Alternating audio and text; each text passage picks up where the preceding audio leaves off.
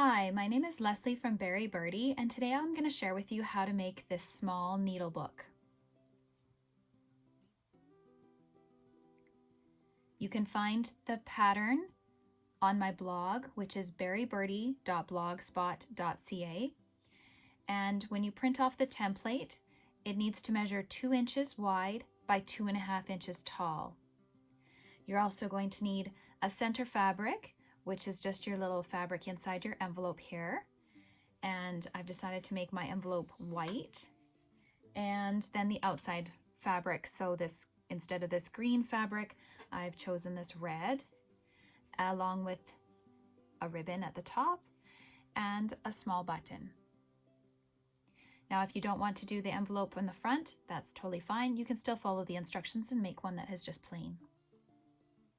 So the envelope is paper pieced, and I'm going to show you how to do this technique. I've selected this center fabric, which is actually very close to the size of the center of the envelope. And you can see just by kind of holding it up to the light that it's going to fit in that spot. Usually I use my sewing machine light or a window. And this is where you're going to do your stitching. So you actually have to put your fabric on the back of your template. So that's why you want to hold it up to the light, just to make sure that it's positioned where you need it to be. And once you have it ready, then you're going to take your next fabric. So I'm just going to turn this over and show you here.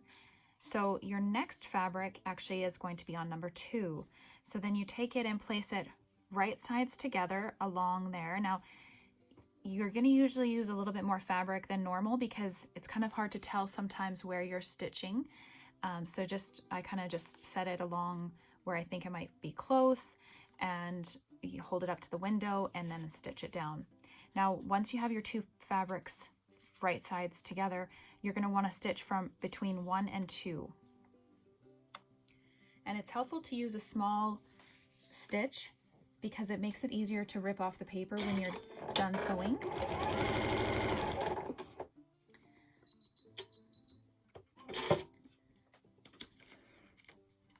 And I usually only do 1 or 2 stitches past the line. Once you've done stitching, you can trim off your excess fabric. And I'm just going to cut this off here. So trim that little tail. And there you can see I've got one side of my envelope. And now we're going to need to do number 3. So we need to do the same thing. Line up along number 3. And we're going to stitch in between number 1 and number 3.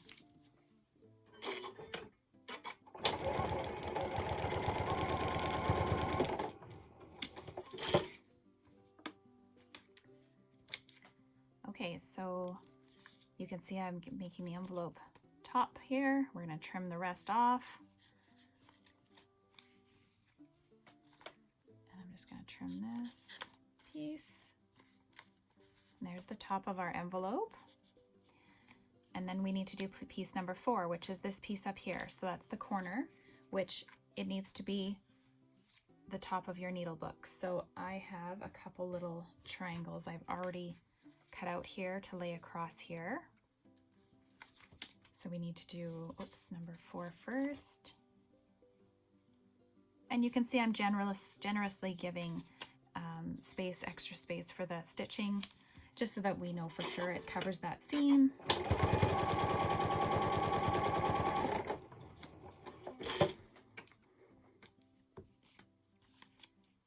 Fold it back. We can trim this excess fabric. Okay, and now we need to do number 5, and you can trim some of your threads if they're in your way. So line it up along that seam.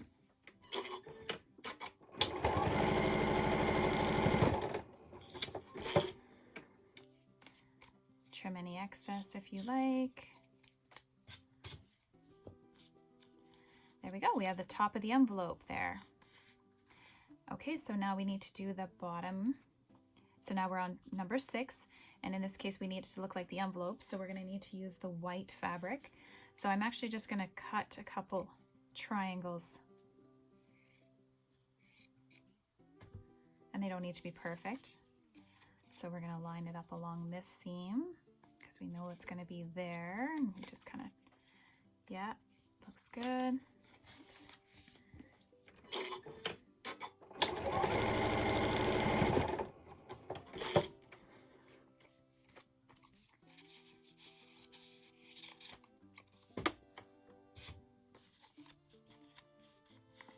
And then we do the next side. Just double check that it's going to be on that seam. Yeah, looks good.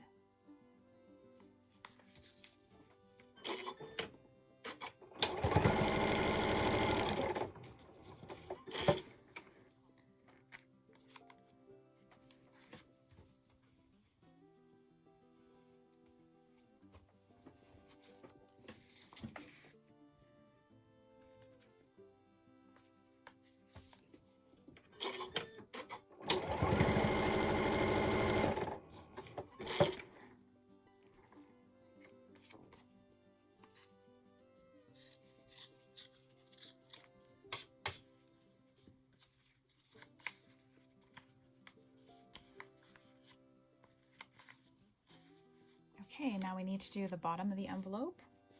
So I have this one other piece here. Just set it across that seam so I can see that it's going to be covered there.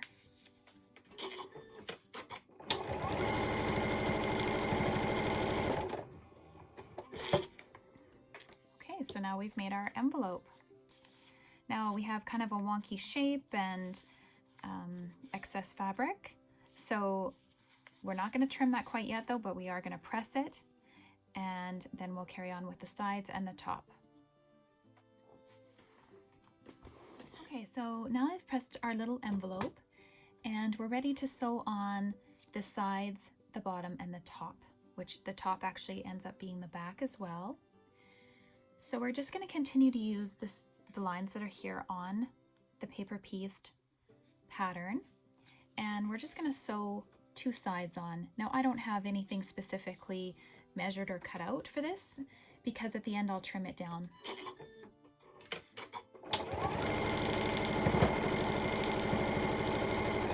So you just want to stitch on two sides and then we'll stitch on the bottom.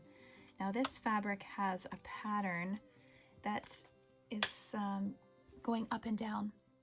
So I've actually cut a piece so that the bottom looks the same, so it doesn't get turned and has a different pattern along the bottom.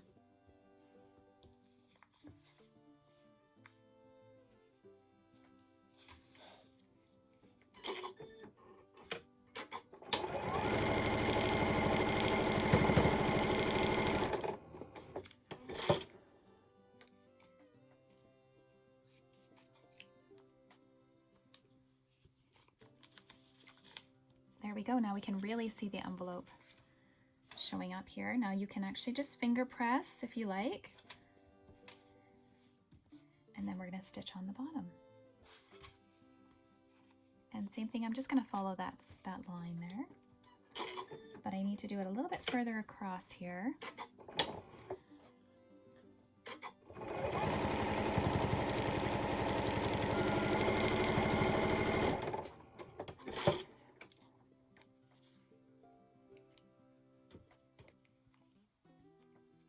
Oh, look how darling that is.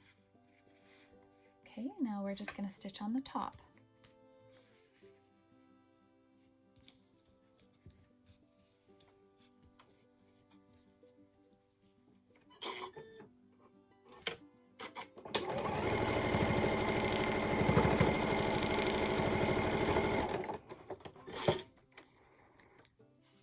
I'm kind of guessing with some of the measurements of this. I'm not being completely precise, but you can find my full pattern instructions on my blog as well. Okay, so there is the envelope for the front, and you can see I've got enough now that's going to fold over to the back to be the back side. So I'm going to trim everything down to the right size now, and then I will have my fusible batting and my inside fabric as well. Now before I go to trim it down, I'm just going to show you the removal of these papers in the back, Now, because this is such a tiny project, occasionally I will actually leave the paper in the fabric and I won't even bother to take it out. But you just pull the fabric away from the stitches. And because you've used such tiny stitches, it actually comes off fairly easily. And you just need to kind of pick it away. And sometimes if you're having some pieces that are a little bit harder to get out, I'll mist them a little bit with my water from my iron, and then they tend to just kind of melt away. The paper just kind of comes right off. So once you're done that, then you want to trim it to the size you need. Okay, so I have my fusible batting on the back side of the front, so on the wrong side of the fabric, and I'm just placing it right sides together with the inside fabric. And I'm going to start stitching on the top. So I've got my envelope down here, and I'm going to start stitching at the top. And you want to stitch so you catch the edge of your fusible batting ever so slightly. So the closest that you can possibly make it is where you want to catch the edge of that. Just so that when you turn it right side out, the fusible batting doesn't shift.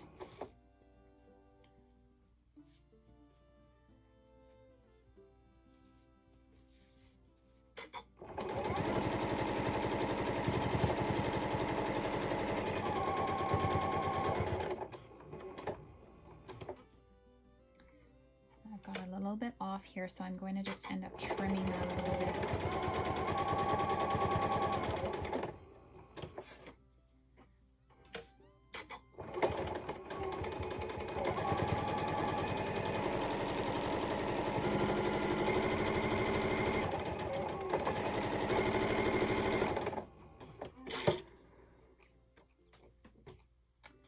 Okay, so I'm just going to trim this little excess that I had here, and trim your corners, and then turn it inside out.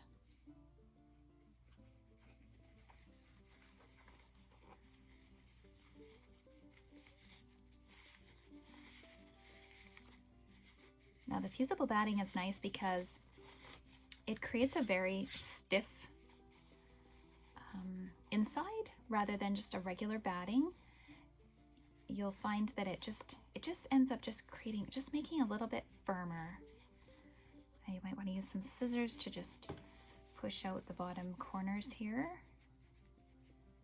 And you want to be careful of the corner you don't push through the fabric. I like using these scissors because they have kind of a little bit of a rounded tip, but not pointy. Okay, so then you want to press it once it's turned right side out. So once it's pressed, then you're ready to turn the bottom ends in and just stitch across the bottom. I also pressed it as well, just to hold it down while I'm stitching, and sometimes I'll use a little wonder clip just to keep it closed. And then you just want to do a tiny little stitch to close the end here.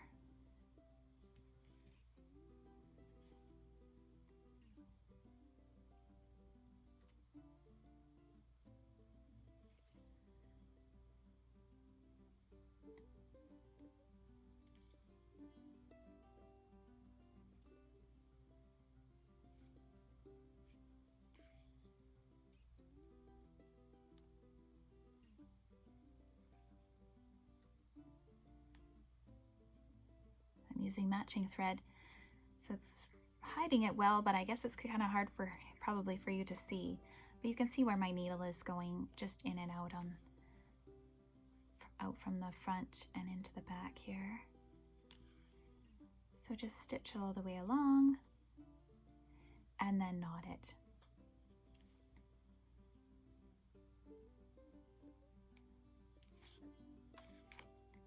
And you may want to press it just one more time as well, just before you continue on.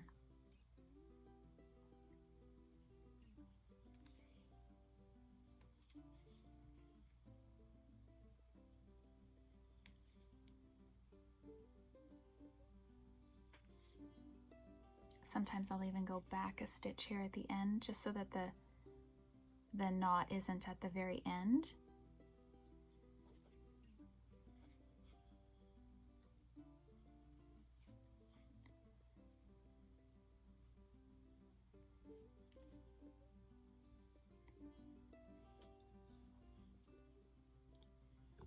Okay, so you have the front of your needle book ready. Then you just want to cut the felt piece that you need for the inside. And as you can see, it's just slightly smaller on either side of the ends. And then you just want to fold your needle book in half. Now you just want to double check too that as you fold it in half that it doesn't shift the felt around so that it lines up at the ends. And if there is a little bit of an issue, you can always trim it to make it look even. So once it's folded in half, then you want to just stitch right across the end 1/4 inch down from the top. So just gonna make sure it's even here.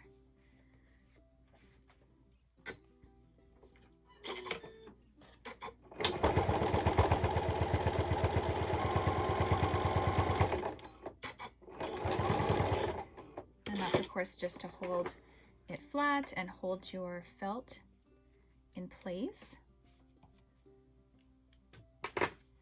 Now I'm ready to put on my little decorative ribbon here. Now in this case I'm going to use a zigzag stitch to hold it in place just because of the way my ribbon is, but you probably could just use a straight stitch as well, which is what was used on this one. And then you just want to overlap it on the back. So wherever you start here, wrap it around and pull it quite secure. You want it to be quite tight. And then we're just going to overlap it and trim it. And then we're just going to do a zigzag stitch across that just to hold it right there.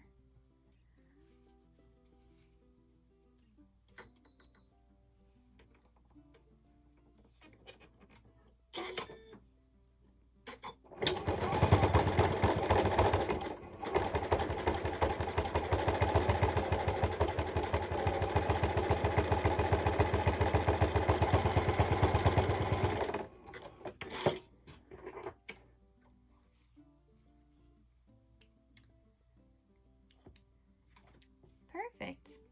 And there you have your little needle book for your pins, and you can put in your favorite little pins. I actually custom make my own pins, so I make these little pins, and you can find those on my Instagram, or you can also message me and on Instagram, Berry_Birdie, and I can make a set for you as well. But this makes a cute little gift for a quilty friend or someone who's just starting out sewing. And don't forget to sew on your little flower button if you like, or you can just leave it off. Thanks for watching. You can find the pattern again on my blog, berrybirdie.blogspot.ca, and you can follow me for more ideas and some sewing tricks on Instagram at Berry_Birdie.